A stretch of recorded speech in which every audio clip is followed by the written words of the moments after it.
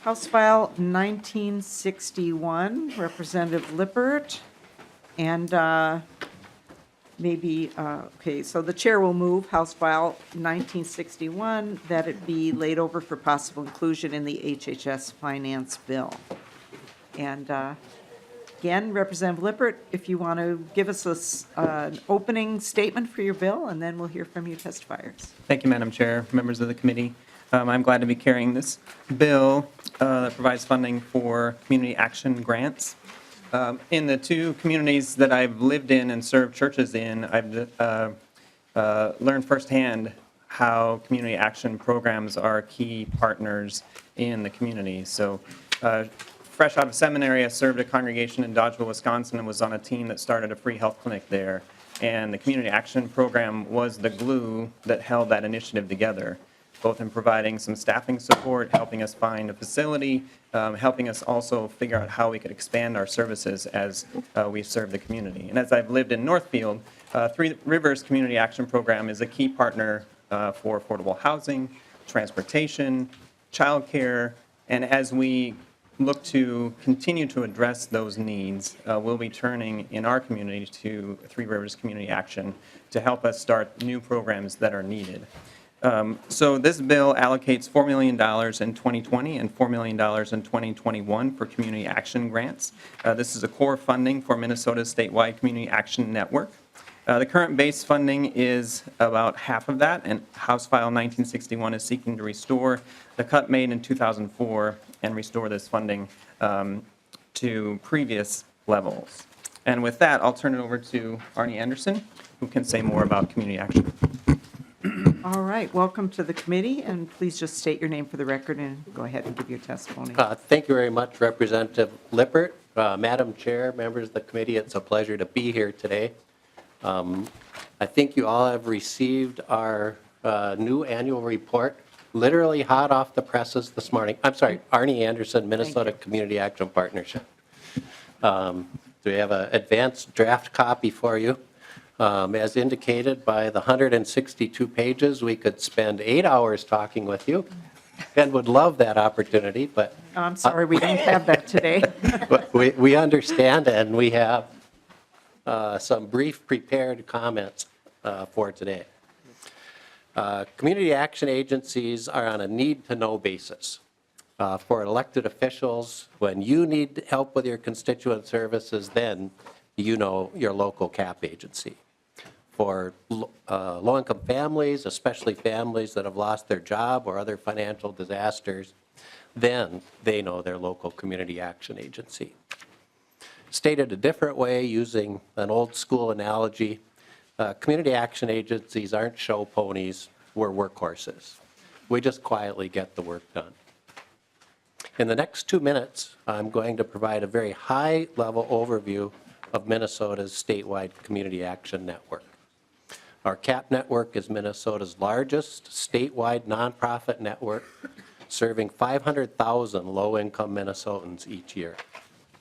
In your report, you have 3 handouts that were inserted on page 24, and please keep track of page 24. The blue map is our statewide map, 24 private nonprofits serving all 87 counties and all 11 tribal nations. The multicolored grid depicts all of the different types of programming from birth to end of life, delivered by CAPs all around the state. The color-coded key at the bottom on both sides is all the major state agencies that rely on CAPs to deliver programming. There are a couple of points that I would like to make with this matrix. First, it's important to know that by federal statute, CAPs are prohibited from duplicating services otherwise provided in the community. Periodically, we conduct local needs assessments and develop programming to fill local unmet needs, and that explains much of the variability between local CAPs as they have evolved over the years. Second, much of what CAPs do can be understood as employment supports. We try to creatively solve problems and prevent disasters, and in that vein, We very strongly support Representative Cantrell's House File 1043. As you've heard, the housing support programs are absolutely a vital tool in the big picture of restoring families to stability and economic self-reliance. Moving on, what's our secret sauce? Governance of community action agencies is unique by federal statute. Each board of directors must have at least 1/3 low income, 1/3 local community leaders, and 1/3 local elected officials. Your CAP's board of directors is a remarkable and extremely durable local institution. You have been quietly and they have been quietly and creatively going about their business for more than 50 years. Now, back to page 24 of the report. This is the section on outcome-based programming. CAP programs are not within the scope of MMB's Results First activities. However, as a national network, our work on outcome-based management systems began 25 years ago. In my case personally, I was appointed by the governor to serve on the DHS Human Services Performance Council as a nonprofit sector member, in part because of our extensive experience. In closing, please look at the yellow-colored graphic depicting the funding. House File 1961 proposes to restore the 2004 cut to Community Action's core source of funding, the Community Action Grant. And then now think about that multicolored matrix again. Most of those resources use a top-down categorical model.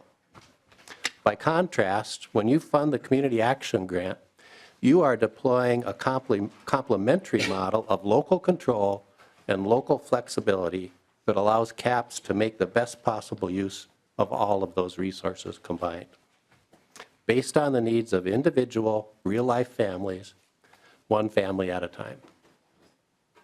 Thank you very much for your consideration. And with that, I'm pleased to introduce Jenny Larson, Executive Director of Three Rivers Community Action, headquartered in Zumbrota, serving Goodhue, Olmsted, Rice, and Wabasha counties.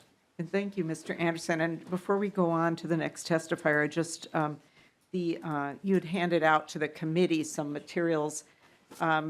We have to post everything for the public as well, and in this case, we didn't have that in advance to post. I wonder if you have the pages that you've referred to, do you have them electronically that you can provide them to the committee, and then we can post them for the public? Yes, Madam Chair, we're happy to. Okay, so we'll do that way. Thank you. Welcome to the committee. Good afternoon, Madam Chair, members of the committee, and Representative Lippert. Thank you for having me. My name is Jenny Larson. I'm the Executive Director at Three Rivers Community Action. We're an organization of 175 employees working across our four-county area, serving about 14,000 people every year.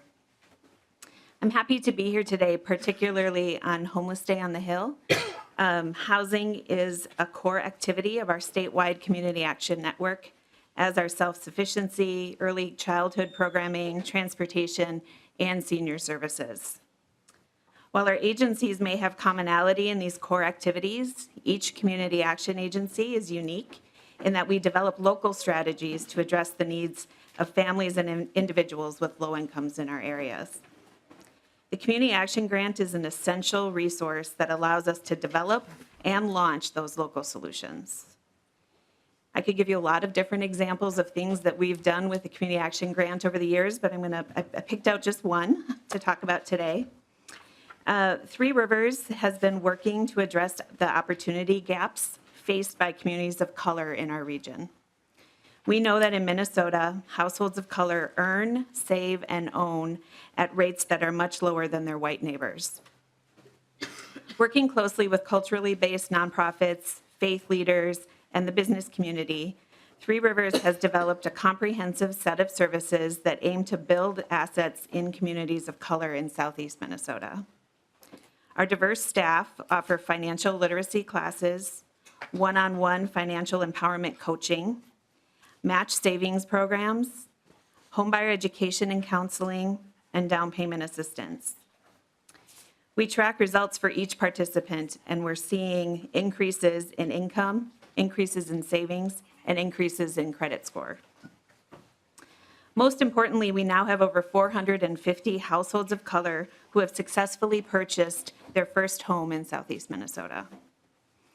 In 2019, we're using the Community Action Grant to add a post-purchase homebuyer class to our array of services. Those classes will teach our new homeowners how to operate and maintain their homes with an emphasis on energy savings and preventative maintenance that will ensure long-term affordability and success in their ownership. Okay, and I'm sorry to rush you, but we really have to wrap it up if you could finish. Yep. I'll end with a story. Last week, I was talking with one of our new homeowners in Rochester, and she said every day her kids wake up in their new home and they ask her, is this really our house? She says, yes, we're going to stay here forever, and they dance around the room with joy.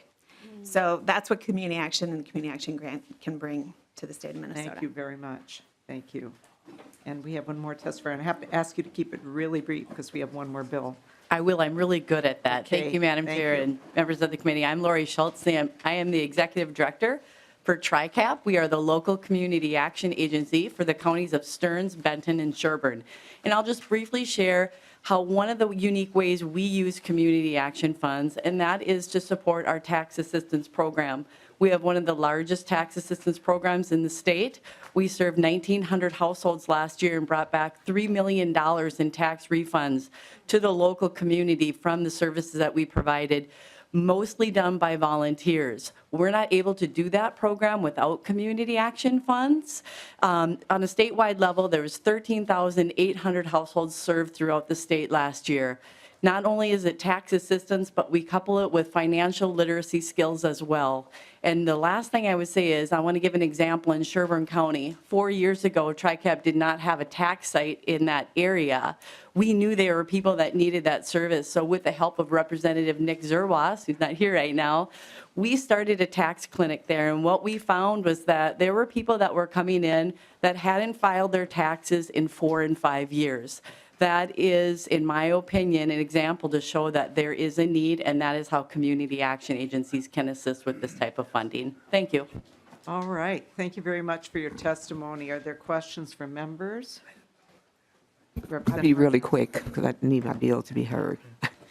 But I just wanted to just share that Community Action is an organization that really works to lift people out of poverty. And the work that they do, you know, I mean, this document says a lot about what they do and how they do around and do it around the state of Minnesota. It's just really just supports really families, children, and whole communities. And so I just want to say thank you, Representative Lippert, for bringing this bill forward and recognizing the work of Community Action Partnership. Thank you, Representative Moran. I won't have to give my speech now. Representative Haley. Thank you, Madam Chair. And just briefly, thank you, Representative, for bringing the bill. And just wanted to call out that thank you, Jenny, for coming to testify. I worked with Jenny before in a previous life. And when I visit with my county, every about 6 months, Jenny's always there. And so I know the coordination in our counties is really well done by Community Action. Thank you for your work. All right, thank you. Is there anyone else in the room who wants to testify on this bill? All right, seeing none, thank you very much, testifiers and Representative Lippert. So House File 1961 is laid over for possible inclusion in the Health and Human Services Finance Bill.